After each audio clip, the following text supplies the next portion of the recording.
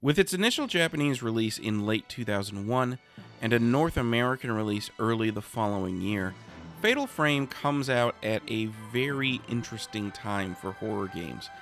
especially being as early in this specific generation of consoles as it is. In just a few more years over on the GameCube, horror would experience a massive sea change with the release of the huge pivot point that was Resident Evil 4. But Fatal Frame takes a very different approach towards modernizing horror, taking after the old Resident Evil style from back on the PS1, and it's much more evolution than revolution. As such, there are still plenty of the hallmarks of PS1 era horror here, most obviously with the game's fixed camera angles despite its fully 3D environments, but also with things like maps, locked doors, and weird, vaguely supernatural puzzles all playing a significant role. Just like its direct predecessors, this game is very much about exploring a mansion, with limited static save points to use along the way, though at least those save points don't require you to use a consumable resource to make use of them. The game puts you in the shoes of a woman looking for her brother, who had left to a creepy old mansion in Japan in order to find his mentor. A veritable chain of misfortune. You play as the brother shortly as a sort of tutorial in the opening minutes of the game, but quickly are switched over to the sister for the rest of it. Overall, the plot is more or less exactly what you'd think a horror plot from this era would be in terms of tone, and certainly the quality of writing and the borderline PS1 level voice acting. There's not a ton to write home about there, though I will say at a high level that I very much appreciated that it was committed to staying rooted in the more traditional Japanese spiritual and supernatural realms instead of taking a hard right turn into the wild technobabble that Resident Evil often does. And as such, the background lore of the game does have some intriguing moments early on as you read through these scattered journal notes and listen to the various audio tapes that have been left behind by past visitors to the mansion, though they give up pretty quickly on that entire conceit. Unfortunately, there are also way too many cutscenes trying to convey this story to you that interrupt the tension in a misguided attempt to ratchet it up.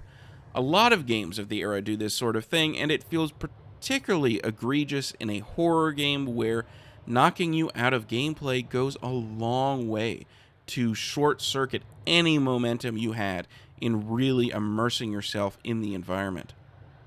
From the word go, the game immediately feels incredibly tense even all these years later, with you wandering slowly around the house and starting to encounter ghosts, which disappear when you take a photo of them. Pretty quickly, the game introduces the nastier ghosts, and as such, the game's combat mechanics proper to you, which more or less boil down, at a basic level, to you taking photos of the ghosts to get rid of them, an act the game pointedly refers to as driving them away. First, you have to hit a dedicated button in order to enter photo-taking mode. You can still move in this mode, albeit much slower than you can outside of it, but it puts you in a first-person perspective instead of the usual fixed camera the game has, which can often be beneficial to keeping track of where ghosts are moving around to. Once you're in this mode and you have the camera pointed directly at a ghost, you have to wait for your camera to charge, indicated by the Japanese popping in around an ever-present ring in order to do max damage. Though, you can choose to snap early if you're feeling like you're in danger, since that also slows the ghost temporarily, albeit while doing significantly less damage than a fully charged shot. Alternatively, if you feel confident about your reaction times, you can instead choose to hit the camera shutter just as the on-screen circle turns red when a ghost attacks you. This will stop the ghost's attack dead in its tracks and do a significant amount of damage at the same time, but you have to nail that timing. Film serves as ammunition, and there are 4 different types which do gradually increasing amounts of damage. Like any good survival horror game, the higher end film is severely limited. Though, since taking photos is the only way to deal any damage in this game, you can at least refill the basic film at any save point up to 30 shots if you need to. When you take photos of non-hostile ghosts and drive hostile ones, you earn currency with which you can buy upgrades to both the base stats of the camera, as well as buy special upgrades for it that allow you to do things like push back ghosts, automatically track them, or show them even when they're invisible. Unfortunately, these require an even more limited resource, Spirit Stones, which made me incredibly hesitant to make use of those abilities, except for during boss fights that were clearly designed for you using them. This combat is both Fatal Frame's greatest strength and its greatest weakness. It's a very cool idea that feels innovative for the time and certainly sets Fatal Frame apart,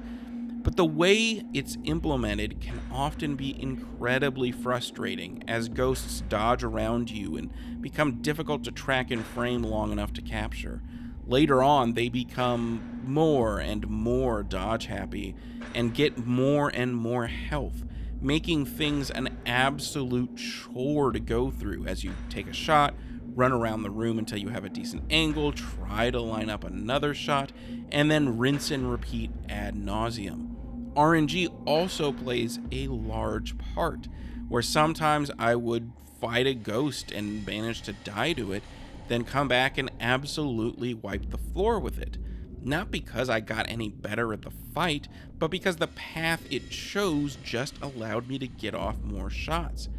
Add to that the fact that ghosts will sometimes randomly kind of attach to you in order to chip away at your health, and the whole thing often feels incredibly tedious even when it's not purposefully difficult. In my own experience on the game's default difficulty, the keys to winning at this system are basically to do your absolute best to always be in the first-person camera mode as much as humanly possible, so that you can catch the moment the ring goes red when the ghost goes on the attack. You're going to have to reposition a lot, but it's better to have less than optimal positioning but get a chance to counter an attack. The frustration does, however, peak with the final boss fight, which wipes out your entire health pool with a single touch. And, of course, the game's final save point is a decent bit back, meaning you have long runs with shorter little mini fights, culminating in extremely short fights with the final boss until you figure out the pattern. Just a deeply, deeply frustrating end to what can at times be an extremely frustrating combat system. The boss isn't even that hard once you figure out how it works, but getting to that point is a real pain. Thankfully, on that same default difficulty, the game is relatively gracious when it comes to healing items of all kinds, and I never found myself feeling particularly trapped, or feeling the need to replay a section I had performed poorly in to retain more of my items, as I may have done in other more punishing survival horror games.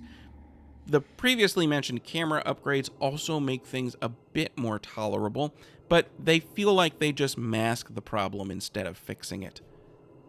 The graciousness on the part of the game is much less present on the harder difficulties you unlock after finishing it for the first time. But as is always the case, you've had the vast majority of the experience on offer after a single playthrough on the base difficulty. If you want to see the alternate endings, go watch them online, unless you are really wanting more of the game's combat. Fatal Frame got middling reviews on its release due to its similarities to earlier PS1 titles, but in a world where those sorts of titles are way fewer, it hits a whole lot better. If you're interested in taking a look at the game, and you have the option, I would highly recommend the Xbox version, which is what I played in all of this footage, and indeed for this review as a whole. It looks better graphically, though that's true for a lot of Xbox versions for games from this generation, but it also has a ton of little quality of life changes scattered throughout, along with an extra difficulty if you do really want to see all that the combat has to offer. Whether you choose to play this game on PS2 or Xbox, though, I think it's well worth a look, as long as you have an affinity for this style of survival horror. The combat can certainly be frustrating, as I've expounded on at length, but it's certainly not the worst I've had in a game of this ilk. If you've been itching for a fresh experience in the traditional survival horror mold, I can't recommend Fatal Frame highly enough. If, however, the tropes of the genre that were extremely prevalent at the time and starting to wear a little thin after the PS1 already grate on you, Fatal Frame is not going to break you out of that, and you should almost certainly steer clear.